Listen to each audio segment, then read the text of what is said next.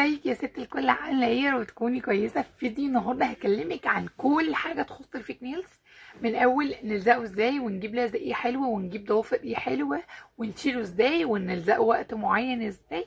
فالفيديو ممكن يبقى طويل حبتين كده، فهاتي مشروبك المفضل واقعدي حطي قعدتك الرايقه ومخدتك على رجلك يا ست الكل، وهاتي مشروبك المفضل ويلا. مبدئيا الضوافر اللي انا مركباها في ايدي دي فيك نيلز عادي.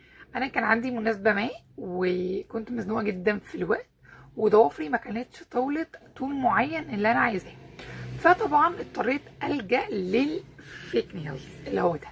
يعني كل الضوافر اللي في ايدي دي فيك نيلز، مش ضوافري الحقيقيه خالص، ودي طبعا صراحه مني ليكم.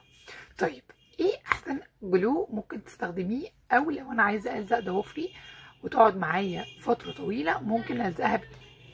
مبدئيا عندك 3 انواع ممكن نلزق بيها، ودول الاشهر على الاطلاق، ودول كل الحاجات اللي ممكن حد يستخدمها، وهم هحط لكم صورهم فوق. السيليكون، اللزق السيليكون العادي، وده بيبقى جاي مع الضوافر نفسها، والامير بتاعنا العادي اللي هو بنجيبه من اي حته، ولزق الصاروخ. دول اشهر 3 حاجات انت ممكن تستخدميهم او تلجئي ليهم علشان تلزقي ضوافرك. طب ايه الفرق بينهم؟ ايه هيخليني الزق ده؟ طب ليه استخدم ده؟ طب ليه؟ اول حاجه خالص السيليكون عايز حد استخدامه للفيك نيلز خفيف جدا.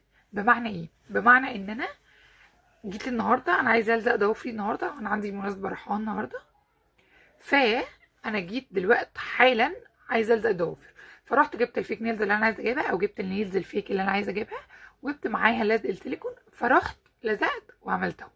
جيت بالليل، هو سيليكون فهو خفيف جدا، وده اخف انواع اللزق اللي ممكن تستخدميها.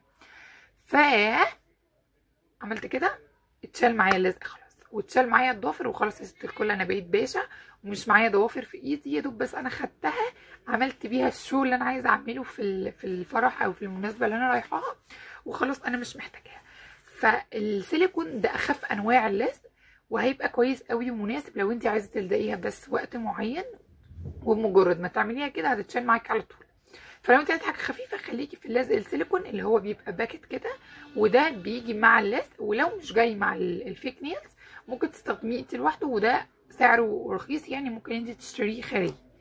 تاني نوع وهو الامير والصاروخ، لزق الصاروخ، الاتنين مفيش فرق بينهم خالص، الاتنين بيقعدوا الضوافر مدة كويسة. يعني انا دول كده قاعدين في ايدي مثلا بقالهم حوالي اسبوع او حاجة، بالظبط كده بقالهم اسبوع،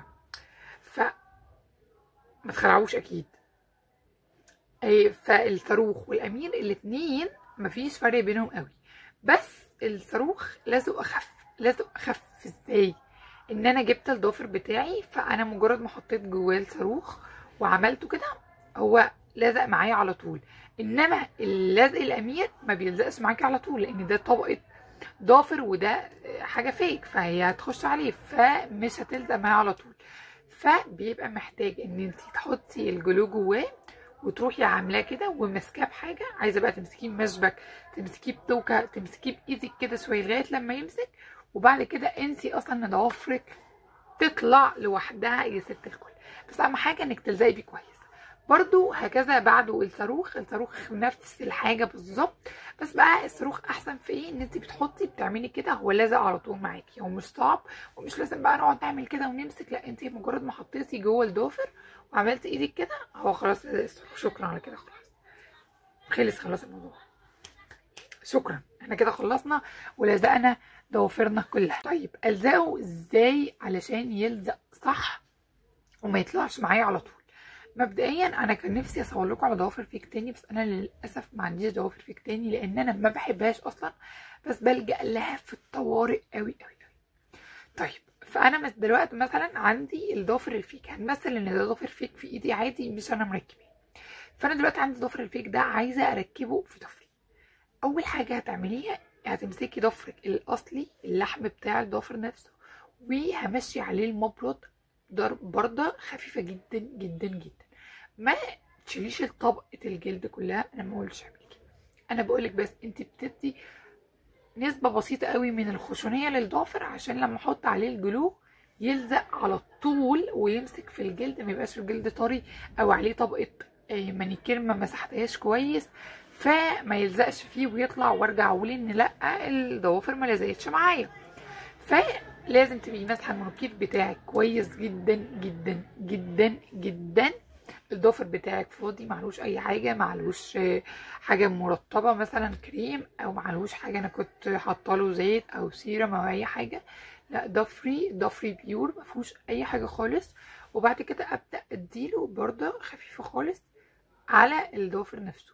بعد كده هبدا امسك الضافر الفيك بتاعي واحط حته من الجلو واروح حطاها على الضافر. يعني مثلا انا خلاص حطيت الجلو جوه الضافر، فسندت الضافر كده لقيته مظبوط من الجناب وكل حاجه، هبدا ان انا الزقه بس لزقه خفيفه مجرد ان هو يمسك معايا في الضفر. بعد ما مسك هو خلاص كده مسك، انت مش محتاجه اي حاجه تاني. لو ما عملتيش الحركه دي هيلزق عادي، بس هيبقى احتماليه وقوعه هتبقى اسرع لان هو مش لازق، يعني انت البيس بتاعه مش حاطاله بيس كويس، فهو ممكن يقع في اي وقت. ما تجيش بقى تقولي لي ده وقع، هو هيقع منك في اي وقت. فالفكره في النقطه دي ان انت بس بتدي فرصه للضافر ان هو يقعد في ضوافرك لمده اطول. طيب قبل ما اركب الضوافر برضو كلها، وقبل ما اركب ازاي، قيسي الضوافر على ضوافرك بشكل كويس. يعني ال10 ضوافر بتوعتنا او ال10 صوابع، قيسي ان انتي طلعي ضوافرك على جنب. انا قست ال10 طلعوا ال10 مظبوطين، سندتهم على جنب.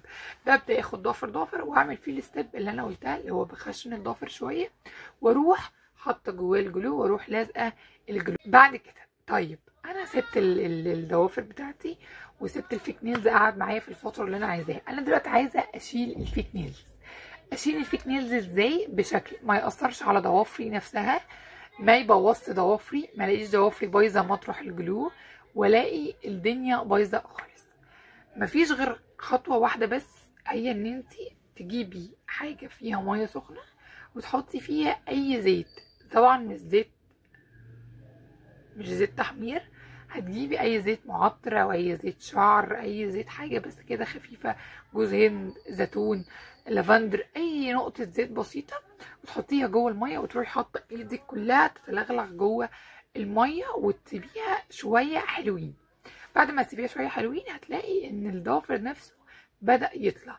دي اقل ضرر انك تشيلي بيها الضوافر من غير ما ضوافرك الحقنيه تتأثر او تتكسر او يحصل لها اي حاجه.